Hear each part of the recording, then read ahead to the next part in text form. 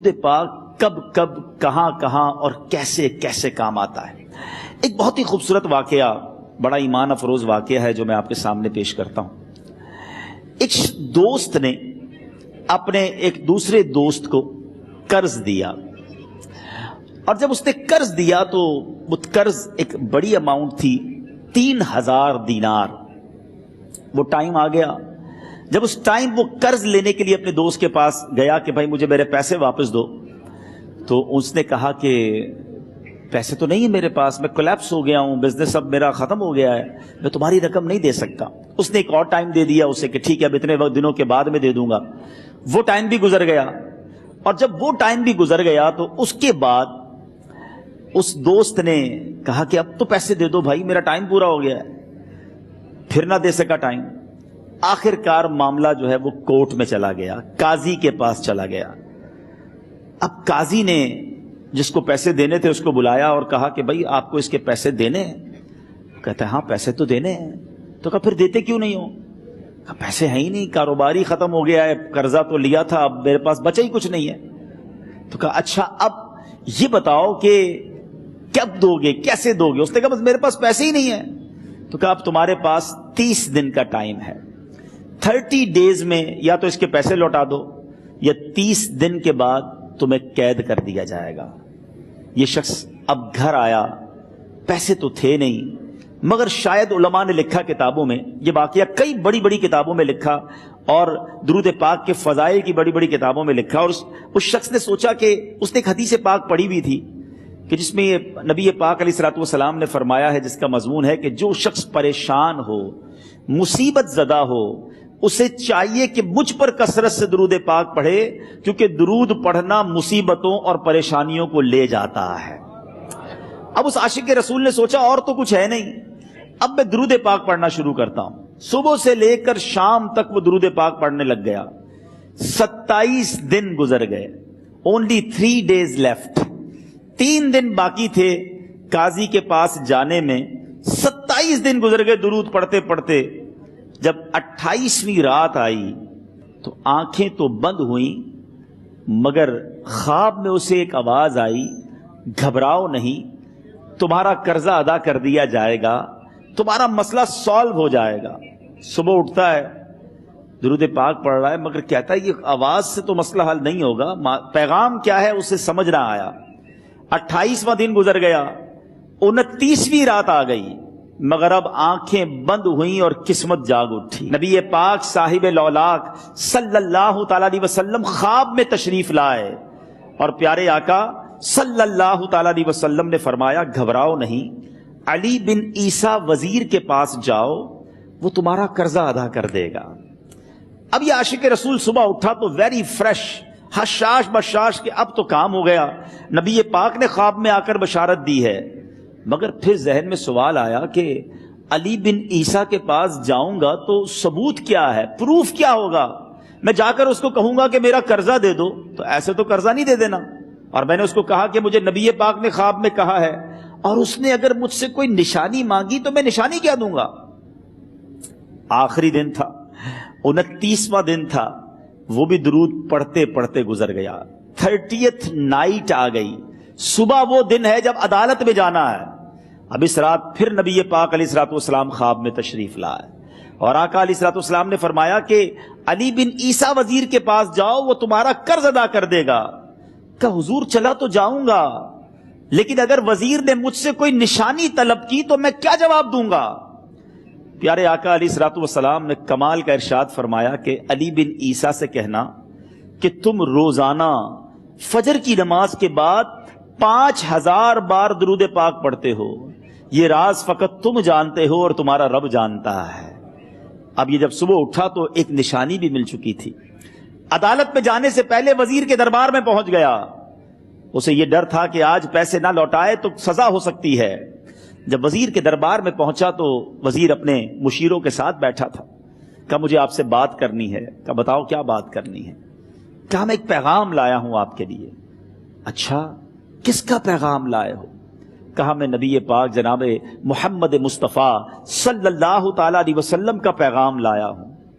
وہ عاشق رسول وزیر تھا، کہتا بتاؤ میرے آقا نے کیا پیغام دیا ہے؟ کہ حضور میں 3000 دینار کا مقروض ہوں، آج آخری دن ہے اور میرے آقا نے مجھے بشارت دی ہے کہ آپ سے کہوں کہ آپ میرا قرض ادا کر دیجئے۔ علی بن عیسیٰ کہتا ہے کوئی ثبوت ہے آپ کے پاس؟ ہے کوئی دلیل بھی ہے آپ کے پاس؟ میں کیسے مان لوں کہ آپ کو نبی پاک علیہ الصلوۃ والسلام نے بھیجا ہے؟ عاشق رسول کہتا ہے خالی ہاتھ نہیں آیا، میرے آقا نے مجھے دلیل بھی عطا فرمائی ہے، مجھے ایک ایویڈنس بھی دیا ہے، اور پروف یہ ہے حضور کہ آپ روزانہ صبح فجر کی نماز کے بعد نبی پاک صلی اللہ تعالی علیہ وسلم کی بارگاہ میں درود و سلام کا نذرانہ پیش کرتے ہیں۔ جب تک 5000 کا عدد پورا نہیں ہوتا آپ اس وقت تک کسی اور سے بات نہیں کرتے، اور اے وزیر صاحب یہ رات صرف آپ کو پتا ہے اور آپ کا رب جانتا ہے۔ اللہ اکبر! وہ وزیر تو جس کو کہے نا جھوم اٹھا، ایسا عاشق رسول وزیر تھا جو روزانہ صبح 5000 درود پڑھتا ہو، اس کی تو عید ہو گئی نا۔ وہ کہتا ہے مرحبا یا رسول اللہ، میرے آقا نے میرے درود قبول کر لیے، اس سے بڑھ کر میرے لیے سعادت کیا ہوگی۔ اب یہ وزیر اپنی سیٹ سے اٹھتا ہے، اپنے کمرے میں جاتا ہے، تھوڑی دیر بعد واپس آ کر اس عاشق رسول کے ہاتھ میں 3000 دینار رکھ کر کہتا ہے حضور پہلے 3000 دینار تو نبی پاک کا حکم کی میں ادب سے بجا لاتا ہوں، میرے آقا نے جو حکم فرمایا یہ 3000 دینار آپ کو پیش کرتا ہوں، حضور ایک اور 3000 دینار لیجئے۔ میرے گھر آپ آئے، اتنی اچھی خبر سنائی، آپ نے قدم رنجا فرمایا، یہ 3000 اس کا نذرانہ ہے، اور ایسا کیجئے 3000 اور لیجئے، اس سے اپنے بچوں کے لیے کچھ چھوٹا موٹا کام شروع کیجئے، اور ایک وعدہ کر کے جائیے آج کے بعد زندگی میں آپ کو جب بھی کوئی کام پڑے میں آپ کا بھائی ہوں، مجھے یہ خدمت کا موقع دیجئے گا۔ اللہ اکبر! وہ مقروض جو ایک رات پہلے 3000 دینار کا مقروض تھا، ہو سکتا ہے اس کے بیک آف مائنڈ یہ بھی چل رہا ہو کہ اب شاید کل میں نے جیل میں جا کر، عدالت میں جا کر گرفتاری دے کر جیل میں جانا ہے، مگر اب 9000 دینار ہاتھ میں ہیں۔ عاشق رسول جھومتا ہوا نبی پاک کی یاد میں گھومتا ہوا اب عدالت میں پہنچا۔